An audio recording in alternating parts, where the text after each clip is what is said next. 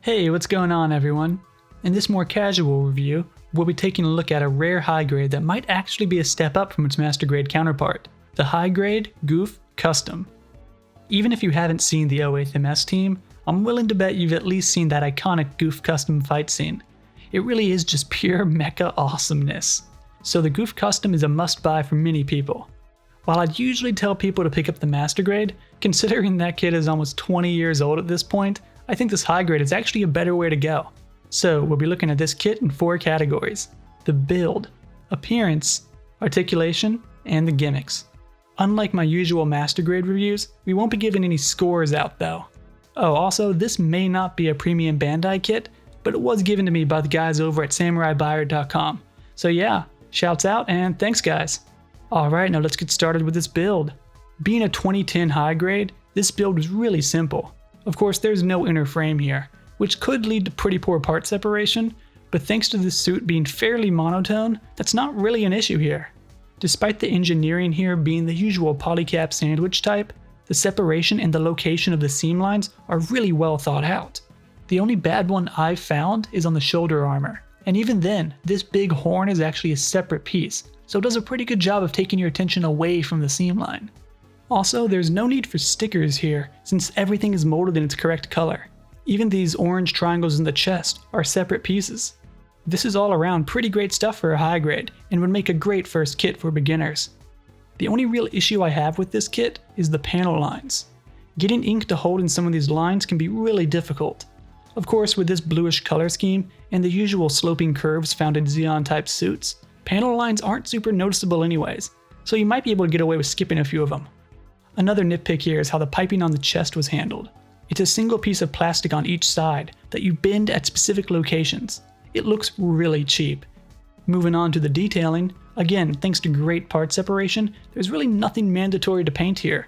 But being a high grade, there are definitely a few places you can touch up. I haven't done the bulk of these yet, but here are my plans anyways.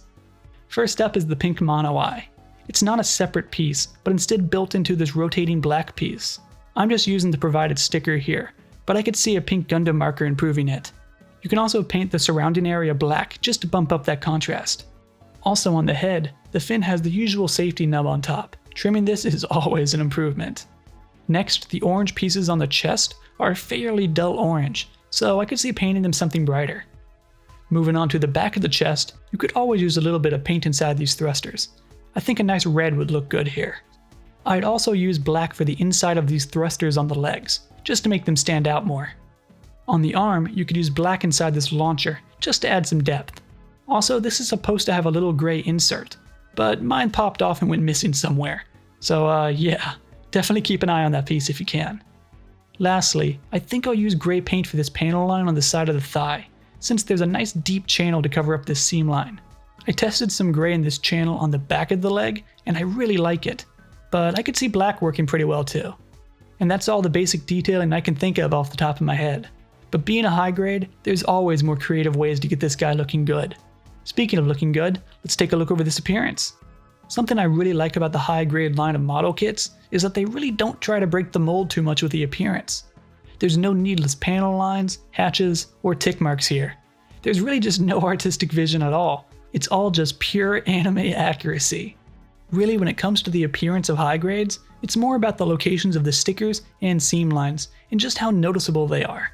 Thankfully, both aren't really an issue here thanks to that amazing part separation. Really, you could put this guy in 1/100th scale and call him an RE100, and most people wouldn't mind. The proportions on this kit are also pretty great. While it's a little bit slimmed up, it's nothing super noticeable. If anything, the slightly more angular take of this high grade perfectly fits the demonic aesthetic of the Gouf Custom. I'm a really big fan of these colors, by the way. While the black could stand to be a little bit darker, the main colors, the light and dark blue, are just spot on. Really, I don't see any need for a full paint job here. These colors are just perfect the way they are. Being a high grade though, you don't get any decals here. It's literally just a sticker for the mono eye and another for the scope on one of his weapons. Of course, with how closely this kit lines up to its anime appearance, I wouldn't really be into using caution sign decals anyways. All in all, this kit just looks awesome, just nailing the more straightforward approach of high grade model kits. So far I've been really impressed with this high grade. Now let's see if he can keep it going with this articulation. Starting with the feet, well, they're just bricks. Nothing out of the ordinary for a 2010 high grade. There are quite a few swivels and a ball joint in the ankle though, so you can actually get some solid movement here. You get slightly more than a 90-degree bend from the knee. It's not the best, but it's passable. It's about on par with the master grade at least. The hips are the standard polycap swivel type, with an extra spin below. There's also a spinning mechanism here that allows you to rotate the hips forwards and backwards. It's really simple, but pretty cool nonetheless. While you should get some movement from the skirts, because of this piping and how tightly packed they are, you're not really going to get much. This piping also really limits the ball joint in the waist.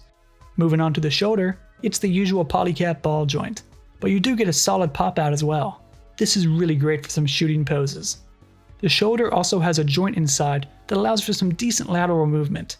This is also really helped by this shoulder spike being able to move out of the way. Working our way down the arm, we get the standard spin on top with a solid connection, but you only get about a 90-degree bend from the elbow. Yeah, there's only one joint here. It's really strange even for a high grade. Next, the hands are on the standard polycap ball joints. These hands are about what you'd expect from a high grade, mainly being the kind that pop open for weapon replacement. Lastly, let's take a look at this head. It's on your standard double ball joint polycap, but you can move the mono Y on its own thanks to a little switch underneath. In general, being a 2010 high grade, you get all the basic articulation. While it's totally enough for me, if you're used to more modern real grades or something, you might notice a bit of a dip here. Still, you should be able to get some pretty solid stuff here, especially once you include all these weapons. First up, let's take a look at his basic sword.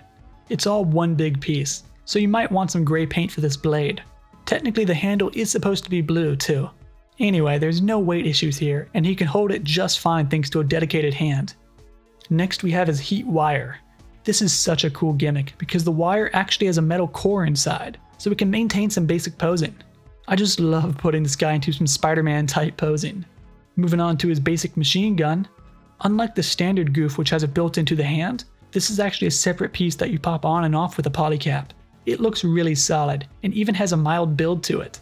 It also doesn't cause any weight issues, so I keep it on pretty much all the time.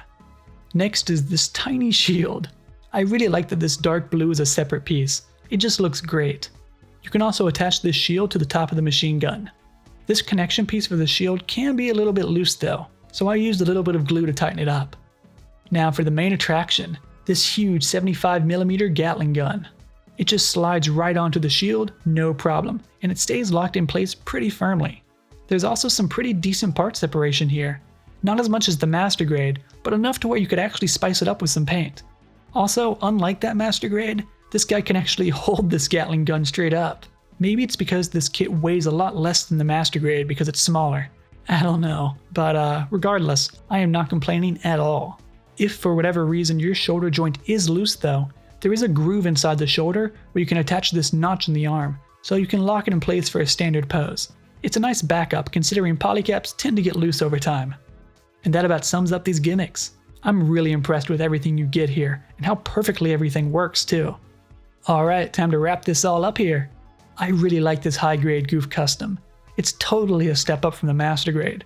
While the build was pretty bare bones, mainly being polycap sandwiches, the part separation more than made up for it. The appearance is exactly what I'm looking for, nailing a very clean yet still demonic aesthetic. And all these gimmicks work flawlessly with really no issues. The only area I would say this kit shows its age is in its articulation, where it just isn't quite up to modern high grade levels.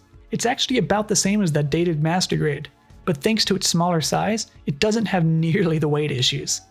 If you've just seen the 08th MS team, or you're trying to find a good version of the Gouf Custom in model kit form, this high grade is definitely the way to go.